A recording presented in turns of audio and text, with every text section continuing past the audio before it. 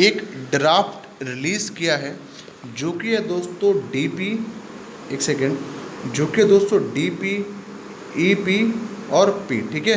Full form दोस्तों उसकी defence production and export promotion policy, ठीक है। तो यहाँ पे इंडियन गवर्नमेंट ने, आप लोग अच्छी तरीके से इसमें जान रहे हो कि भारत के लिए दो फ्रंट पे लड़ना बहुत ज़्यादा दोस्तों इस समय पर इम्पोर्टेंट हो गया है, ठीक है। क्योंकि ये दोनों देश ऐसे हैं जो हमारे देश के साथ में शरारत आए दिन करते रहते हैं। तो यहाँ पे दो फ्रंट ऐसे हैं जो भारत के खिलाफ दोस्तों हमेशा खुले रहते हैं। एक आप जानते हो पाकिस्तान का है और दूसरा दोस्तों आप जानते हो चाइना का है, ठीक है। अब ये ऐसे फ्रंट हो गए हैं जहाँ से कंटिन्यू हमारे भारत के जो बॉर्डर्स हैं उन पे दोस्तों जो बम है दोस्तों, या बंदूकें हैं, या सीज फायर है, उसका दोस्तों उल्लंघन किया जाता है, ठीक है। तो यहाँ पे बॉर्डर के आसपास ये लोग अपनी हमेशा गलत नहर बनाए हुए रहते हैं। जब भी इन्हें मौका मिलता है तो हमारे जवानों को दोस्तों ये शहीद कर देते हैं। अब इसके लिए ज़रूरी है कि अगर हम चाइना और पाकिस्तान इन दोनों से लड़ने चाहते हैं तो हमारे को ज़रूरी है कि दोस्तों जो डिफेंस है हमारा उसको हम लोग मजबूत बनाएं, क्योंकि हम इनसे हाथों से तो लड़ेंगे नहीं, लड़ेंगे दोस्तों आर्म्स एंड एम्युनिशन से। और आर्म्स एंड एम्युनिशन दोस्तों तभी आ पाएंगे जब हमारा डिफेंस दोस्तों मजबूत होगा, ठीक है। तो यहाँ पे जो हमारा भारत सरकार है उसने दोस्तों एक ड्राफ्ट रिलीज़ किया है। अभी ये बिल नहीं है दोस्तों, ठीक है ना कि दोस्तों ये कोई एक्ट है। ये ड्राफ्ट का नाम है दोस्तों डिफेंस प्रोडक्शन, आप ऊपर की तरफ देख पा रहे होगे, defence production export promotion policy 2020। ये दोस्तों एक ऐसा ड्राफ्ट है जो कि इस बात को इंश्योर करता है कि हमारे भारत के लिए दोस्तों, हमारे लिए आत्मनिर्भर अभियान के तहत हमारे जो भारत के दोस्तों डिफेंस है दोस्तों, उसके लिए हमारे को एक्सपोर्ट फ्री बनाना है।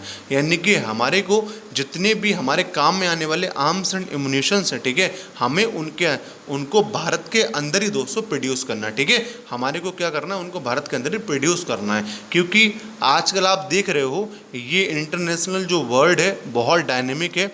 कब किससे लड़ाई हो जाए दोस्तों पता नहीं लगता, कब किससे दोस्तों दोस्ती हो जाए पता नहीं लगता, ठीक है। यानी कि यहाँ पर कोई भी रिलेशन दोस्तों, क्या आपने आईआर में पढ़ा होगा कि इंटरनेशनल रिलेशन जो होते हैं दोस्तों कांस्टेंट नहीं होते हैं, ये आपके बदलते रहते हैं, आपके डिपेंड करते हैं इंटरेस्ट के ऊपर, ठीक है। पहले आप देखते थे हमारा रसिया बहुत ज़्यादा अच्छा दोस्त था, लेकिन आज हमारा रसिया से अच्छा दोस्त दोस्तों अमेरिका हो चुका है, ठीक है। तो यहाँ पे इंटरेस्ट दोस्तों इंटरनेशनल रिलेशन में आपने पढ़ा होगा कि हमारा कोई भी ना तो इंटरनेशनल रिलेशन दोस्तों परमानेंट दोस्त होता है, ना दोस्तों कोई परमानेंट एनिमी होता है, ठीक है। तो यहाँ पे बहुत डायनेमिक हो चुका है, सब बदलते रहते हैं। अब आज मान लो भारत बहुत बड़ा जो है डिफेंस अपना जो है दोस्तों हथियार जो है वो खरीदता है इजराइल से, यूएसए से और रसिया से। अगर ये तीनों देश दोस्तों मान लो अगेंस्ट आ जाए इंडिया के, तो फिर क्या करेगा इंडिया, कहाँ से दोस्तों डिफेंस इक्विपमेंट को खरीदेगा। अब उस स्थिति में ऐसा तो नहीं कर सकता ना इंडिया कि फिर पता लगे दोस्तों चाइना से खरीदने लगे, ठीक है। क्योंकि चाइना तो हमारे ऑलरेडी खिलाफ है, चाइना तो हमें कुछ देने से रहा, ठीक है ना, चाइना तो हमें कुछ देना नहीं, ठीक है। और चाइना इतनी बड़ी मात्रा में दोस्तों आर्म्स एंड एम्युनिशन को बनाता भी नहीं है। ये तीन देश हैं जो बहुत ज़्यादा बड़ी मात्रा में बनाते हैं, बाकी बनाते और देश भी हैं, फ्रांस भी बनाता है, ऐसी कोई बात नहीं है। लेकिन जो रसिया और यूएसए आपको पता होगा 1950 से ही इन्होंने आर्म्स एंड एम्युनिशन को बनाना शुरू कर दिया था, बहुत ही भारी मात्रा में। जैसे सीबीटी और आपको पता है वो इंटरनेशनल आईआर का मैटर, कभी पढ़ाऊंगा मौका मिलेगा तो, वो सब किया, ठीक है। तो यहाँ पे भारत चाह रहा है कि हम लोग जब हर एक सेक्टर के अंदर प्रयास कर रहे हैं सेल्फ रिलायंट होने का, तो क्यों ना फिर दोस्तों आर्म्स एंड एम्युनिशन में भी सेल्फ रिलायंट हो। हमारे को जो भी काम में आने वाले अस्त्र और शस्त्र हैं उनको हम कोशिश करें भारत में ही बना पाएँ, ठीक है ना। उन्हें हम लोग किसी दूसरे देश से दोस्तों एक्सपोर्ट नहीं करें। और सीधी सी बात है, इतनी बड़ी पॉपुलेशन का कंट्री दोस्तों, जो कि इतनी बड़ी पॉपुलेशन कंटेन करता है, उसके लिए दोस्तों एक्सपोर्ट के उसको दोस्तों अगर एक्सपोर्ट करे आर्म्स एंड एम्युनिशन का तब भी अच्छा, लेकिन दोस्तों अगर इम्पोर्ट करे तो यार अच्छा बिल्कुल भी नहीं लगता, ठीक है। और एक ऐसा देश जिसके खिलाफ दो देश ताक लगाए रहते हैं कि कभी इसको परेशान करा जाए, आपको पता ही होगा चाइना और पाकिस्तान। अब तो देखा जा रहा है कि कुछ देश ऐसे भी हैं जो चाइना के साथ मिलकर भारत के लिए परेशानियां खड़ी कर रहे हैं। जैसे कि अगर बात की जाए श्रीलंका, इसमें बहुत मैं नाम लूँगा आपसे क्योंकि उसने कोलंबिया पोर्ट का जो कंस्ट्रक्शन था वो छीन लिया भारत से। फिर दोस्तों आपका नेपाल, आप देख ही रहे हो नेपाल साथ किस तरीके से हमारे क्लैशेज चल रहे हैं छोटे मोटे। नेपाल आए दिन कोशिश कर रहा है कि भारत के लिए उकसाया जाए, ठीक है।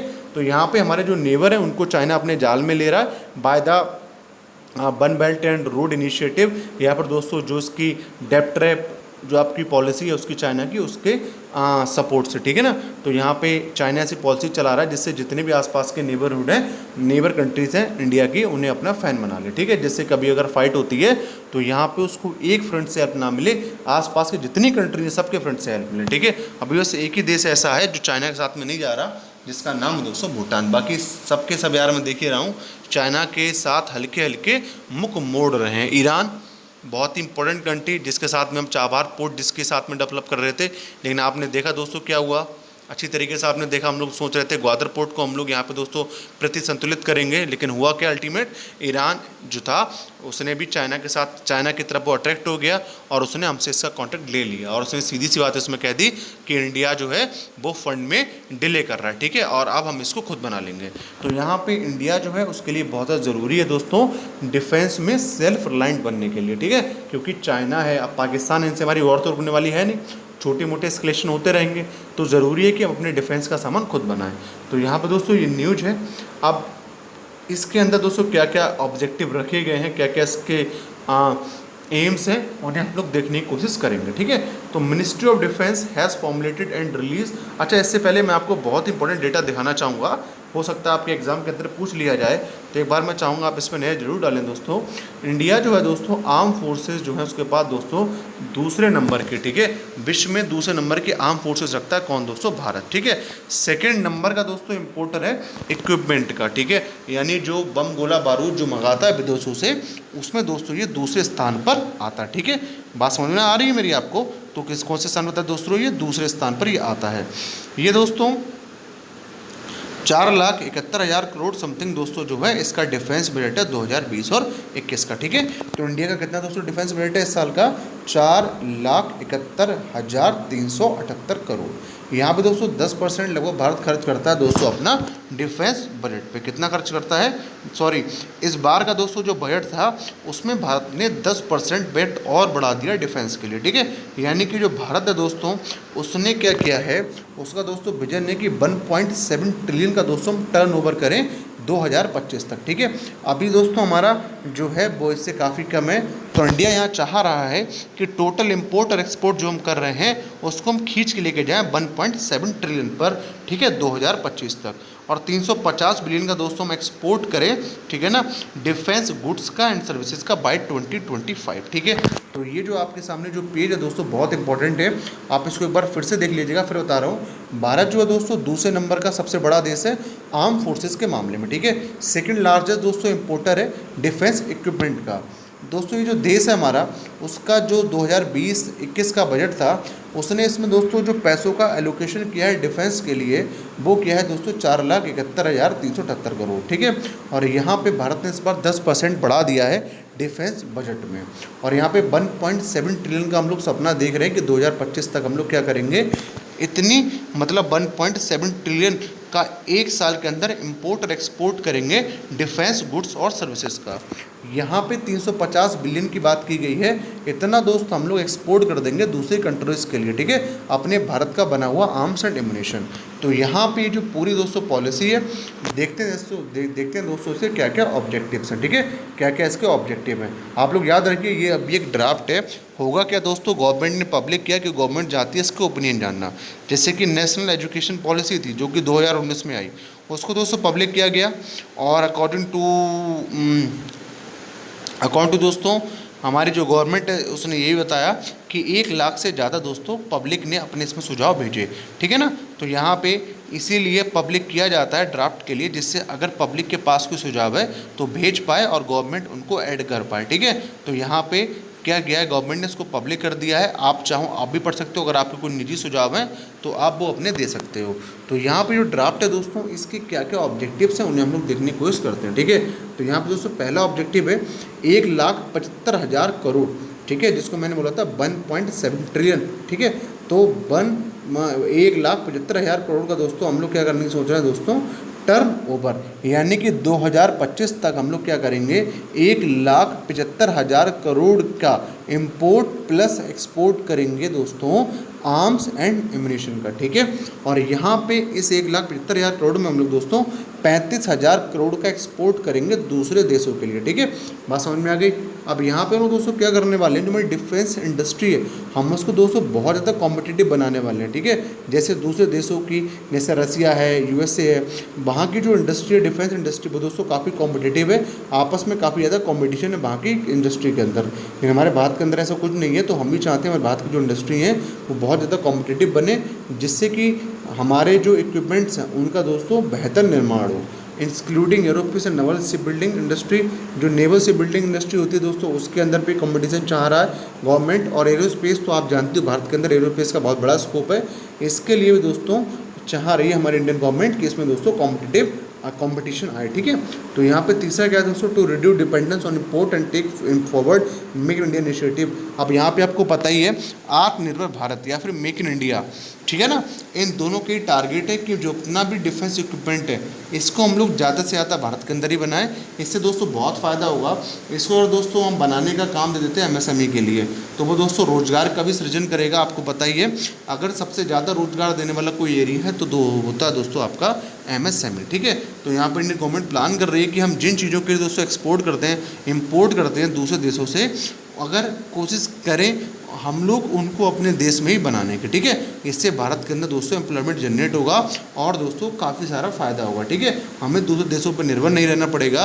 इससे दोस्तों जो हमारा रुपया है उसकी भी कंडीशन दोस्तों मजबूत होगी। ठीक है, रुपया भी है डॉलर के रिस्पेक्ट में दोस्तों मजबूत होगा। आगे दोस्तों, to promote export of defence product and become part of global defence value chain. इसका क्या मतलब दोस्तों, इसका मतलब है चलो हम लोग अगर कोई दोस्तों लड़ाकू विमान नहीं बना पा रहे हैं तो एटलीस्ट उसका कोई एक पार्टी बना दें। ठीक है, मतलब जो पूरी ग्लोबल वैल्यू चेन है इसके अंदर दोस्तों हमारा भी एक अहम हिस्सा हो। हम लोग पूरा अगर प्लेन नहीं बना पा रहे तो एटलीस्ट प्लेन का कुछ भाग ही बना दें। ठीक है, जिससे जो इम्पोर्ट कंट्रीज़ हैं जो इम्पोर्ट करती हैं डिफेंस इक्विपमेंट को, हम भी दोस्तों उनका एक भाग बन पाएँ। ठीक है, तो इसका एक यह भी ऑब्जेक्टिव है। To create an environment that encourage research and development. आपको पता है दोस्तों किसी भी देश को जीवित रहने के लिए रिसर्च एंड डेवलपमेंट बहुत ज़रूरी होता है। जिस देश के अंदर रिसर्च एंड डेवलपमेंट नहीं होता वो देश दोस्तों पीछे चला जाता है। तो यहाँ पर यही दोस्तों एम है कि हम भारत के अंदर रिसर्च एंड डेवलपमेंट को बढ़ाएं।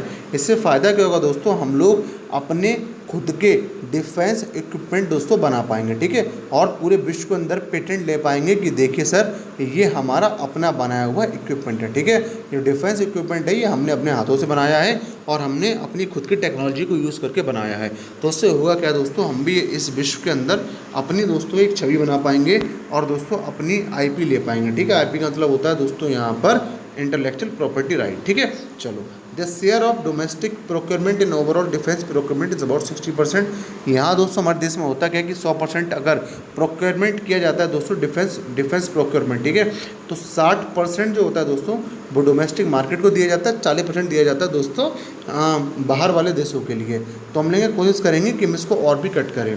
इन order to enhance procurement from domestic industry it is incumbent that procurement double from the current 70,000 crore to 1,40,000 crore by 2025। तो यहाँ पे कहा जा रहा है कि अगर हम लोग चाहते हैं कि डोमेस्टिक जो प्रोक्योरमेंट है वो बढ़े तो हमें करना क्या पड़ेगा, 70,000 करोड़ जो रुपये है जो दोस्तों आज के समय के ऊपर हम दे रहे हैं इंडिजीनियस कंपनियों के लिए डिफेंस का सामान बनाने के लिए, उसको बढ़ाना पड़ेगा। और वो करना पड़ेगा दोस्तों ये करना पड़ेगा दोस्तों 1,40,000। ठीक है, ये करना पड़ेगा दोस्तों 1,40,000 अप टू 2025।